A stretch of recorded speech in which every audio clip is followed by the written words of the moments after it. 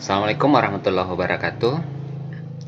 Materi pertemuan kita kali ini akan membahas chapter 5 yang berjudul Komputasi Awan sebagai salah satu pilar dasar-dasar industri 4.0. Diharapkan setelah belajar materi pada chapter ini, peserta didik bisa memahami beberapa hal. Yang pertama, dapat mendefinisikan apa itu komputasi awan atau lebih sering dikenal dengan cloud computing. Yang kedua, dapat memahami arsitektur dari layanan komputasi awan. Maksudnya adalah apa-apa saja yang menjadi komponen atau bagian-bagian dari susunan suatu komputasi awan, cloud computing. Lalu yang ketiga, jenis-jenis layanan komputasi awan. Kemudian yang keempat, dapat memahami beberapa model penerapan dari model komputasi awan ini. Kita langsung saja, ini coba dilihat deh. Pada slide ini tampak beberapa logo. Pernah nggak melihat logo-logo ini dalam keseharian aktivitas penggunaan komputer? Seharusnya udah sering gitu ya. Yang paling kiri ini yang paling sering dipakai sebagai media sosial. Instagram. Ini, kalau ini Google Drive. Google Drive yang gratisan-gratisan gitu ya, kita nyimpan data. Kemudian ini bagi yang sering menggunakan Office online, ini ada Microsoft Azure. Kemudian paketnya ada Office 365. Amazon Web Service, Git, nih sehari-hari Instagram atau jenisnya media sosial yang lain. Ada WhatsApp dan lain-lain. Pertanyaannya, kenapa sih layanan ini dapat kita akses dari mana saja? Cukup dengan handphone, tablet, laptop, ataupun komputer desktop yang kita miliki di kantor atau di rumah. Kira-kira kenapa? Jawabannya itu adalah karena itu sudah terhubung dengan internet, kita bisa mengakses ini semua ke data centernya. Syaratnya harus ada internet. Itulah yang menjadi gambaran tentang komputasi awan. Untuk lebih bisa memahami, coba kita lihat video dari teknologi komputasi awan ini.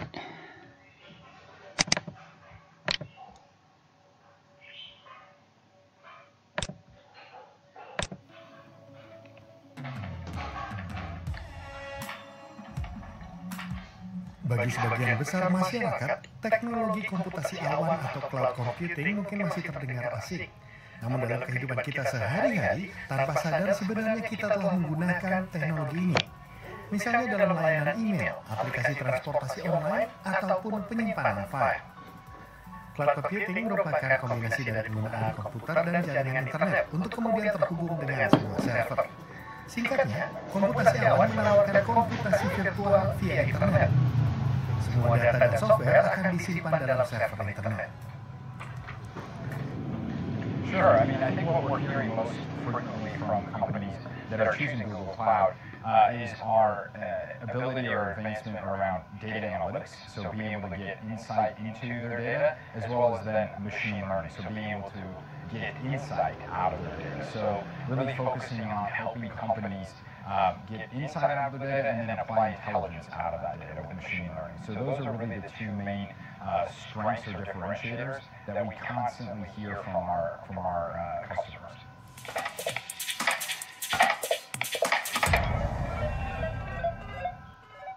Selain sebagai media penyimpanan data layanan, komputasi awan juga menawarkan fungsi analisa data, hosting website, serta infrastruktur pengembangan aplikasi.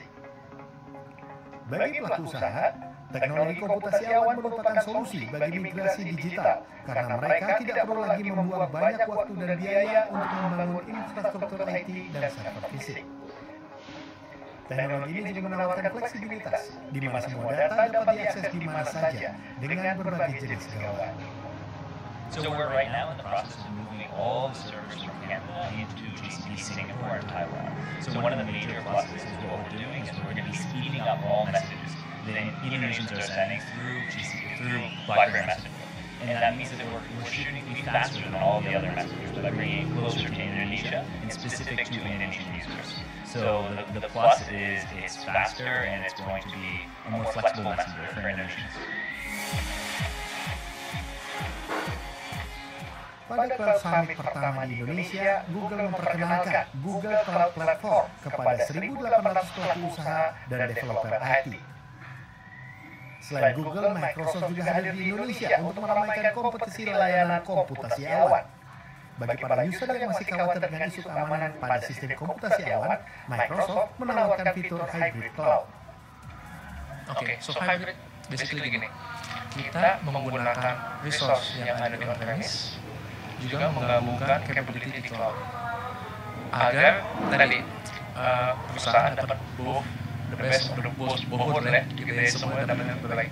Jadi banyak yang melakukan misalnya contohnya data ditaruh di on-premise, tapi front end application ditaruh di cloud. Jadi pada saat tadi mungkin yang usage banyak bisa scale, usage bisa lower, tapi tetap reporting data processing di on-prem. Contohnya hybrid yang paling simpel.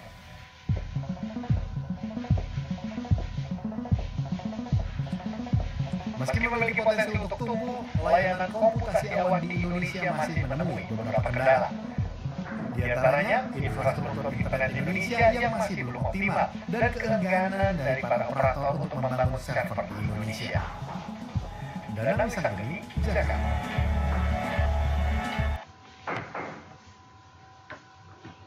Itulah tadi video gambaran tentang bagaimana cloud computing, komputasi awan. Untuk bisa memahami secara detail apa itu komputasi awan, coba kita lihat gambaran seperti ini.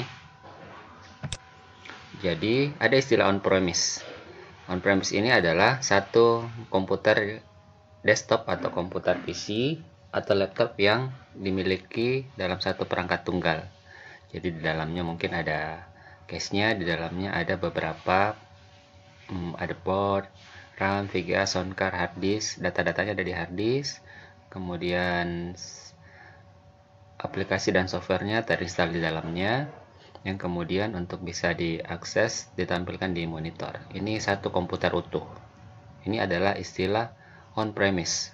Kebatasan on-premise adalah hanya bisa diakses ketika data-data yang ada dalam situ kita buka dari komputernya langsung. Jadi kalau dia ada di laptop, ya laptopnya harus kita buka dulu untuk bisa mengakses datanya. Atau kalau dia komputer PC-nya harus kita nyalakan dulu untuk dapat mengakses data yang ada di dalamnya ataupun software maupun aplikasi yang ada dalamnya. Hanya bisa diakses ketika kita ada dalam atau mengakses fisik komputernya secara langsung. Kendala ini kemudian dapat teratasi untuk bisa lebih memudahkan aksesnya, dapat diakses dari kapanpun dimanapun dengan syarat harus ada internet. Inilah yang mendasari istilah dari cloud computing. Jadi apa-apa yang ada dalam komputer ini, baik dalam bentuk infrastrukturnya, data storage-nya atau data-datanya, file-filenya, jaringannya semua, maupun software-software yang ada dalamnya ataupun aplikasinya, itu kita simpan secara online yang kita sebut sebagai awan, diistilahkan sebagai awan gitu ya, untuk kemudian dapat diakses dengan menggunakan perangkat manapun, tergantung dari jenis komputasi awan yang kita gunakan. Jadi komponennya, syaratnya adalah ini yang on-premise tadi kita buat online, kemudian dihubungkan dengan internet. Nah, lalu kemudian perangkat yang lain bisa mengaksesnya. HP, tablet, komputer PC, ataupun data center atau server, ataupun laptop, itu semua dapat mengakses data-data yang ada di on-premise yang sudah di-online-kan atau kita sebutnya sebagai awan untuk dapat diakses jika terhubung dengan internet. Jadi dapat kita simpulkan seperti ini, komputasi awan itu adalah istilah umum yang melibatkan pemberian layanan yang di-host melalui internet. Apa layanannya? Ini. Jadi komputasi awan itu dapat menyimpan dan mengakses data maupun program sebagai pengganti hard drive komputer lokal yang kita istilahkan sebagai on-premise ini, di mana aplikasi perangkat lunak akan berjalan di server, ya, atau kita sebutnya data center.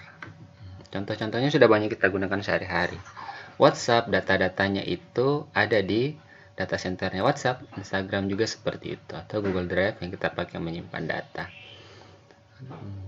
Yang sudah pakai Office Online, Office 365 atau Azure sebagai Microsoft, ini semua layanan-layanan komputasi awan. Jadi saya ulang, komputasi awan itu adalah layanan host melalui internet. Apa layanannya ini?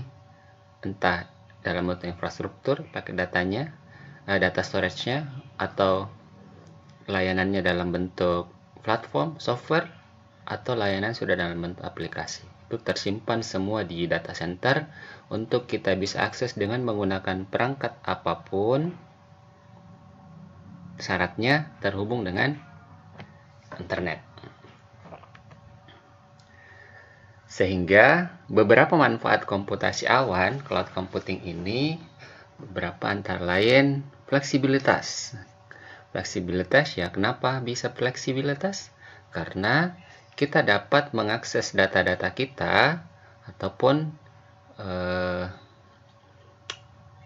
data analisis ini dari manapun, kapanpun untuk kita perlukan dapat kita akses. Kita dapat rubah, menambah, atau sekedar untuk melihat atau menarik datanya. Kemudian yang kedua, efisiensi biaya infrastruktur. Pada saat pembangunan suatu jaringan data center, perusahaan itu harus menyediakan infrastruktur dalam bentuk pembelian server, kemudian pembangunan jaringan internet, ataupun fasilitas-fasilitas gedung dan kelengkapannya yang juga ada listrik di dalamnya, kemudian keamanan ruangan, keamanan gedung, AC, dan lain-lain. Itu tidak perlu lagi ketika kita menggunakan layanan cloud computing. Ada jasa layanan yang dapat menyiapkan infrastruktur, kita sekedar menyewa saja. Kemudian ini manfaat yang lain, interaktif yang tinggi antar bagian. Jadi dalam suatu perusahaan itu dapat saling kolaborasi antara unit bagian yang lain dengan mengakses satu data yang sama, sehingga terjadi interaksi. Kita dapat melaksanakan satu proyek bersama-sama dengan beda tempat, beda unit bagian, tetapi yang kita kelola itu proyeknya ada dalam satu ruang layanan secara online yang kita bisa akses bersama-sama. Nah, terjadi interaksi. Jadi tidak terkotak-kotak lagi, nanti meeting baru disatukan datanya, enggak. Ini bisa langsung bekerja sama mengolah datanya. Sederhananya misalnya untuk penginputan data form saja, misalnya ada form dari unit bagian A untuk diisi di bagian form A-nya, meskipun di form B-nya itu diakses oleh tempat lain, tapi ditempatkan dalam satu file yang sama, bisa diakses bersamaan. Ini bisa berinteraksi. Kemudian skalabilitasnya, tergantung perusahaannya dapat mau menggunakan skala yang kecil atau yang besar, sesuai dengan keperluannya. Bisa di scale up atau dinaikkan atau bahkan diturunkan ketika suatu waktu layanannya atau misalnya saja storage-nya kita nggak terlalu besar. Seperti itu kita bisa turunkan. Kalau cukup kurang kita bisa tambahkan lagi layanannya. Jadi pay as you go. Kita bayar sesuai dengan keperluan. Kemudian tersedia layanan backup data. Ini penting sih di dalam pembangunan yang on-premise tadi. Kalau kita butuh backup data ya bangun lagi infrastrukturnya. Tapi kalau di komputasi awan ya backup datanya kita bisa siapkan. Sederhananya misalnya WhatsApp, kalau kita mau pindah-pindah dari laptop dari handphone satu ke handphone yang lain, kita cukup login saja, akses backup datanya muncul kembali.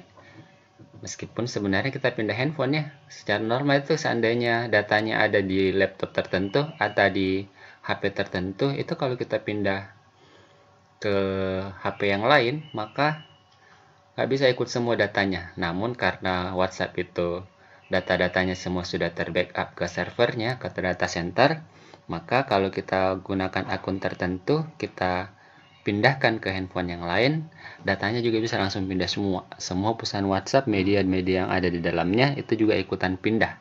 Kita cukup log out atau langsung login di perangkat yang baru. Datanya bisa muncul semua langsung. Kemudian meningkatkan daya saing. Ya, untuk memfokuskan kita ke core bisnis kita, ya. Jadi kita fokus saja ke core bisnis kita. Daya saingnya itu lebih meningkat lagi karena misalnya untuk layanan perusahaan-perusahaan yang berkembang itu bisa diakses dari mana saja. Perusahaan atau programmer game bisa diakses gamenya dari seluruh dunia secara bersamaan karena sistemnya sudah di cloud, nggak perlu lagi install, nggak perlu lagi jualan-jualan software, langsung saja buka akun, login, semua bisa menggunakan game dari seluruh dunia. Begitu juga dengan program-program yang lainnya. Skalanya sudah tidak terbatas, sekat-sekatnya sudah bisa diakses oleh semua orang di seluruh dunia. Pengendalian dokumen secara terintegrasi, ya, semua sudah terintegrasi satu sama lain sesuai dengan keperluan kita menempatkannya di mana. Ini untuk klasifikasi kelompok yang mana. Kalau nggak cocok, kita pindahkan saja ke unit bagian yang lain. Kita integrasikan dengan mana-mana saja. Gampang ini diatur secara komputasi karena sudah cloud, ya. Itulah beberapa manfaat komputasi awan.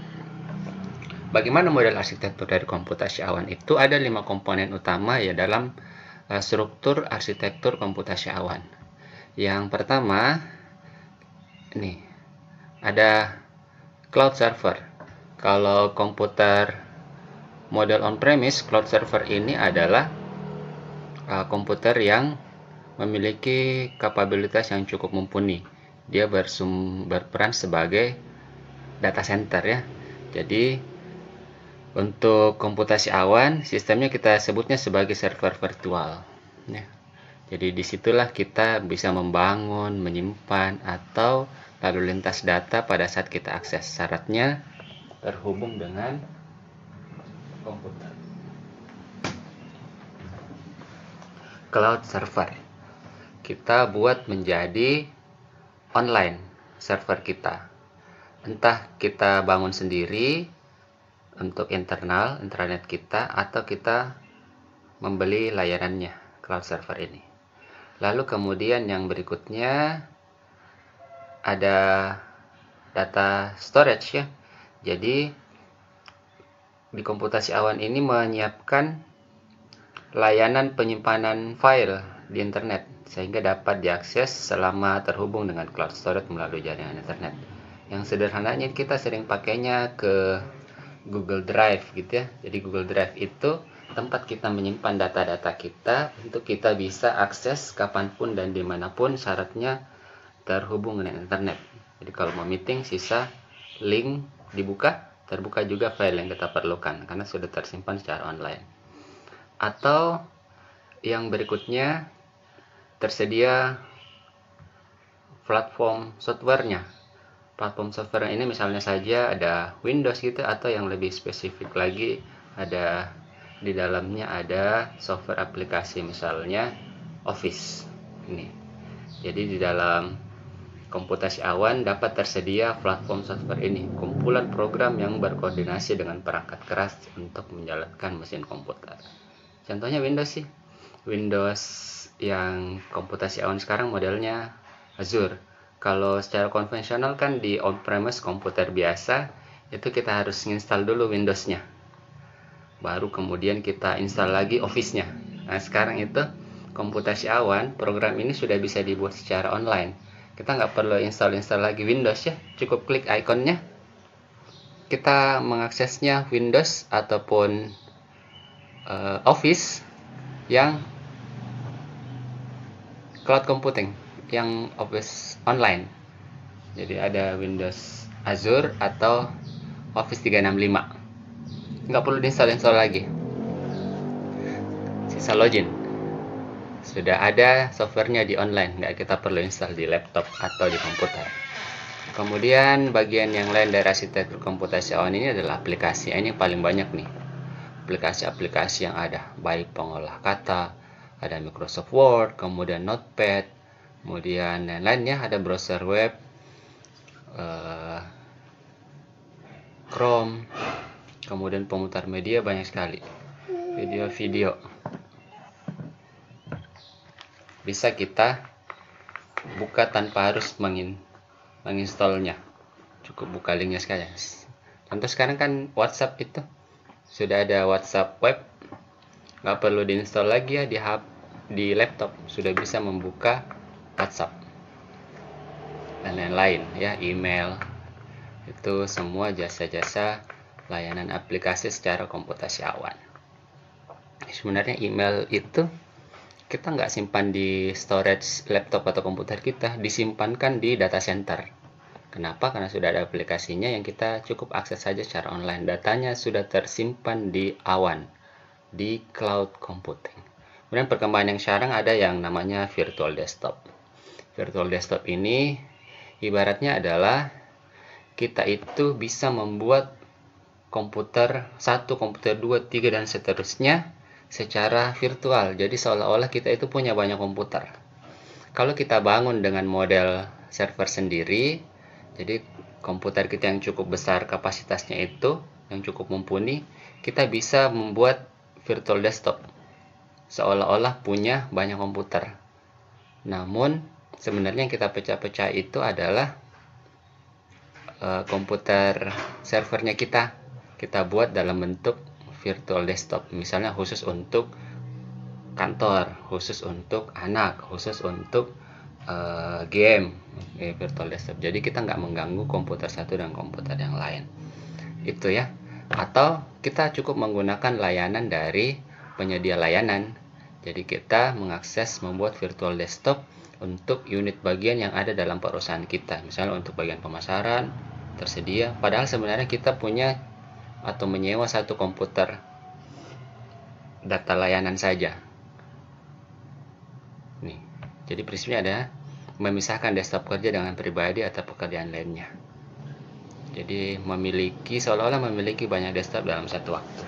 Kita cukup pindah-pindah saja. Jadi tidak.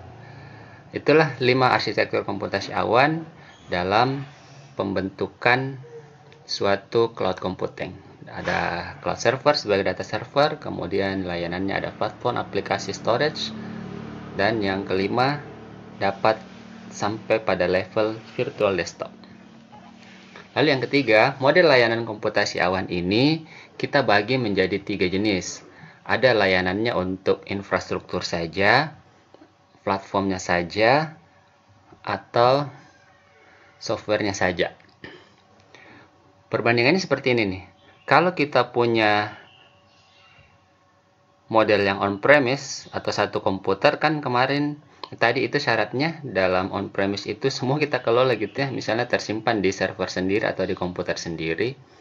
Kita harus menyediakan servernya sebagai data center. Kemudian storage-nya berapa giga yang kita mau bangun.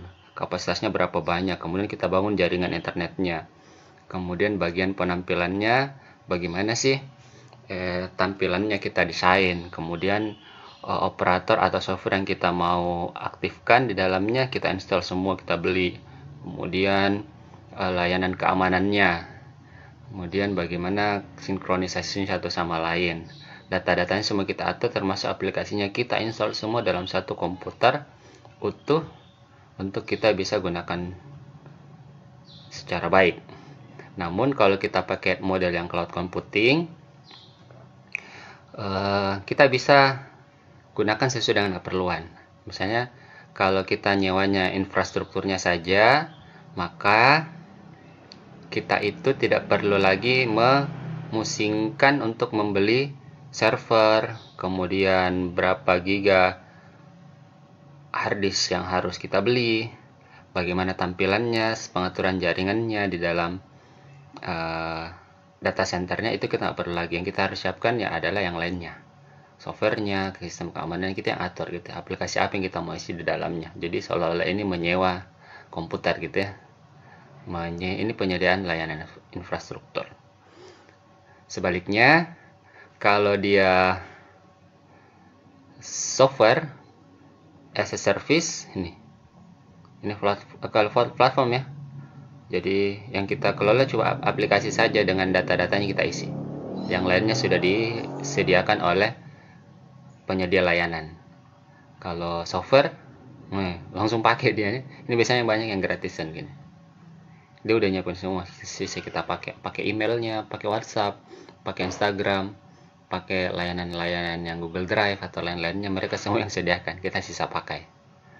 Nih, tergantung sesuai dengan keperluan. Biasanya sih gabungannya. Bagaimana modelnya satu-satu? Coba kita lihat. Model layanan pertama adalah infrastructure as a service.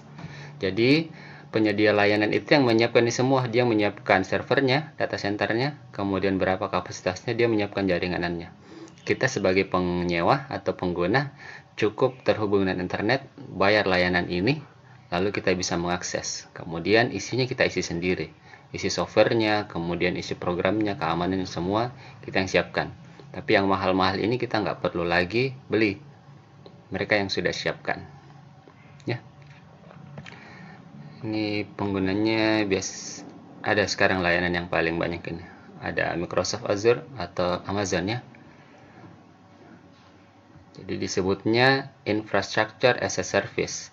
Infrastruktur as a service. Layanan cloud computing di mana kita menyewa infrastruktur IT-nya.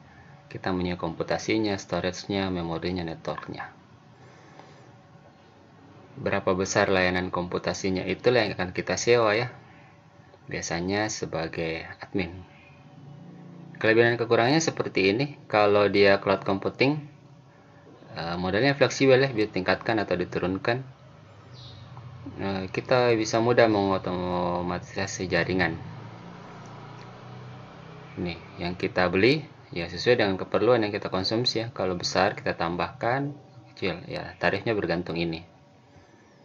Kita itu memegang kendali penuh atas infrastruktur mereka, dapat dibeli sesuai keperluan. Namun kekurangannya kita masih harus mengisi semua gitu ya, keamanannya, database-nya kita semua harus isi. Ini. Kemudian model layanan yang kedua adalah platform as a service. Jadi platform as a service ini adalah layanan cloud computing, ya ibaratnya kita menyewa rumah gitu ya, beserta lingkungannya. Nah, jadi kita sudah menyewa rumah dengan lingkungannya. Sudah ada sistem operasinya, Windows-nya misalnya, jaringan internetnya, database-nya. Cukup kita isi aplikasi. Nah, jadi ini yang kita isi masuk nih. Database atau software yang kita bangun. Aplikasi-aplikasi yang kita mau bangun gitu ya. Cukup itu saja yang kita masukkan. Yang lain-lainnya udah disediakan. Kelebihannya kita itu cukup sebagai pengembang, aplikasinya sederhana, hemat biaya. Ini dapat diukur sesuai dengan keperluan. Pengembangannya menyesuaikan aplikasi tanpa kesulitan mempertahankan perangkat lunak. Migrasi datanya mudah. Kekurangannya keamanan yang disediakan ya keamanan platform gitu ya. Berarti keamanannya kepada platform bukan aplikasi kita. Meskipun sebenarnya ini sudah cenderung aman sih sebenarnya ya. Jadi kita berkuasa saja kepada aplikasi kita saja fokusnya ini. Sedangkan yang lainnya, rumahnya dengan lingkungannya tadi sudah diamankan oleh pengguna layanan, oleh penyedia layanan. Kita fokus ke pengembangan aplikasi kita. Aplikasi media sosial kah, aplikasi memutar musik kah, atau aplikasi game kah, atau lain-lain. Kita fokus ke situ saja. Selebihnya kita tidak membangun sendiri, kita sisa menyewa. Model layanan ketiga yang software as a service ya. Ini banyak yang gratisan nih kalau software as a service ya. Jadi layanan computingnya itu dimana pokoknya kita tinggal pakai softwarenya. Kita cukup download saja atau buka linknya saja. Biasanya ini digunakan sebagai end user, pengguna. Ini banyak sekali ya. Instagram, Facebook, Google Drive, kemudian email, kita pakai yang spreadsheet untuk Excel, kemudian Google, download semua dari Google Store gitu ya, dari App Store-nya. Kita cukup masuk saja, atau Office 365, bagian-bagiannya semua, sisa kita klik masuk, sudah langsung tergunakan karena semua sudah ada di dalamnya gitu ya. Database-nya sudah ada dalamnya, pengkodeannya, kemudian semuanya sudah ada di dalamnya, sisa kita bisa mengakses. Contoh sederhana yang selalu saya contohkan ya, Instagram atau WhatsApp, data-datanya sebenarnya kita itu semua tersimpan di sini, di data center nih, nggak kayak gini, semua ada di sini, di data center semua ini. Bila pada saat kita ngupload gambar, masuk ke sini, atau kalau kita mau buka gambarnya, ya kita tarik datanya dari sini, data center nih, server. Kelebihannya ya langsung pakai saja, nggak harus lagi bikin aplikasinya, nggak perlu beli perangkatnya atau lain-lain semua. Kemudian tidak perlu khawatir tentang ketersediaan dalam tas aplikasi, ya mereka sudah siapkan. Kita itu hanya fokus pada data yang kita miliki, file yang kita miliki saja, gambar kita isi gambarnya, musiknya, videonya, lain-lain kita sisa simpan di situ. Perangkat yang dibutuhkan untuk menggunakan aplikasi hanya gadget yang tersambung internet. Syarat cuma itu saja, terhubung dengan internet. Mau buka pakai handphone, tablet, PC atau komputer yang lain itu bisa, karena sudah tersedia layanannya secara online. Gak perlu takut lagi tidak tersedia kapasitasnya, kecuali mau nge-save di dalam ini, mau nge-save ke memori HP, ya tergantung memorinya berapa banyak kapasitas ruangnya. Kekurangannya adalah kita tidak memiliki kendali penuh atas layanan aplikasi yang digunakan. Jadi sebenarnya kalau kita menggunakan WhatsApp atau media sosial yang lain, data-datanya itu sebenarnya sudah mereka miliki gitu ya. Mereka lah yang punya data-data kita, yang di sisi lain ini bisa dimanfaatkan oleh mereka untuk sebagai big data yang dia bisa kelola dan bisa dia manfaatkan untuk keperluan mereka gitu ya. Tapi mau diapa ya, kita sebagai pengguna ya cukup menggunakan saja. Maka hati-hati dalam penggunaan data-data yang tidak perlu untuk bisa diakses orang, yang nggak usah di-upload dalam media sosial atau lain-lain gitu. Nih, yang lain nggak bisa rubah-rubah. Kalau menganggap itu kurang atau enggak sesuai dengan keperluannya, nggak bisa diapa-apain, cukup ya sampai sebatas itu kemampuannya, kita nggak bisa rubah-rubah lagi. Interoperabilitasnya, kalau kita menggunakan software yang mau dihubungkan dengan software lain, tentu kita tidak bisa atur gitu ya. Boleh jadi tidak kompatibel dengan perangkat software yang lain atau program yang lain. Ini, karena tidak integrasi dan kostumasinya kecil. Isu yang paling sering sih ini ya tadi, tidak bisa kita kontrol keamanan datanya. Jadi 3 model ini, infrastruktur, penyedia layanan fisiknya, infrastrukturnya, platformnya, mereka menyediakan software dengan platformnya. Kemudian yang ketiga software, itulah modelnya. Yang terakhir adalah bagaimana sih model penerapan dari cloud computing ini. Itu dibagi menjadi 3 model. Ada yang model public cloud, ada yang private cloud, ada yang hybrid. Yang paling sering digunakan sih gabungan gitu ya. Untuk model public cloud, kita ibaratkannya sebagai bus station saja gitu ya. Kenapa? Karena layanan ini bisa diakses untuk tersedia pada masyarakat umum. Gmail atau Yahoo yang ada gitu ya. Aplikasi-aplikasi media sosial atau data-data penyimpanan yang public. Kalau penyimpanan misalnya Google Drive ini ya. Aplikasi ini banyak nih, media sosial. Itu bisa diakses oleh masyarakat umum modelnya. Jadi masyarakat umum itu tidak perlu lagi beli komputer untuk data storage, nggak perlu membuat program-programnya, nggak perlu membuat aplikasinya, pokoknya langsung pakai saja, bahkan gratis gitu ya. Baru kalau kemudian mau lebih ya bayar. Misalnya mau penyimpanan datanya tidak cukup 5 GB, ya mau lebih ya bayar, itu lebihnya. Ini public cloud. Kemudian yang private cloud itu ibaratnya kita punya kendaraan pribadi sendiri gitu ya, hanya dapat diakses atau digunakan oleh orang yang ada di dalam perusahaan tersebut atau oleh perusahaan tersebut, oleh penggunanya. Modelnya bisa kita model 2, on-premise atau private cloud, artinya kita yang membangun sendiri jaringan intranet, jaringan server untuk internal kantor sendiri, atau kita menyewa layanan infrastruktur termasuk misalnya platform maupun softwarenya dari pihak luar atau penyewaan. Kalau kita bangun sendiri, ya ini kita sebutnya sebagai server lokal, namun kita bisa akses melalui internet. Jadi data-datanya itu dari server kita cloudkan terhubung dengan internet, sehingga data-data yang kita perlukan dapat diakses dari kapanpun dan dimanapun. Tapi fasilitasnya semua kita bangun sendiri. Atau kita pakai pihak layanan jadi eksternal, jadi sumber daya pusat datanya itu berada di vendor pihak ketiga, namun diisolasi ya, karena hanya bisa kita akses oleh jaringan internal kita atau pelanggan yang kita saja izinkan. Atau model yang ketiga, ada model hybrid cloud. Ini ibaratnya taksi, itu kita nyewa taksi. Ini campuran dari private dan public cloud. Jadi sumber dayanya itu diatur sebagai lingkungan infrastruktur, aplikasi dan data kerja, beban kerjanya terintegrasi. Misalnya kita menjalankan website pada public cloud, jadi websitenya kita buka, bisa diakses dari orang siapapun. Kemudian database-nya itu ada di internal kita, hanya bisa kita ubah utak-atik untuk kita bisa kasih akses ke orang untuk membacanya.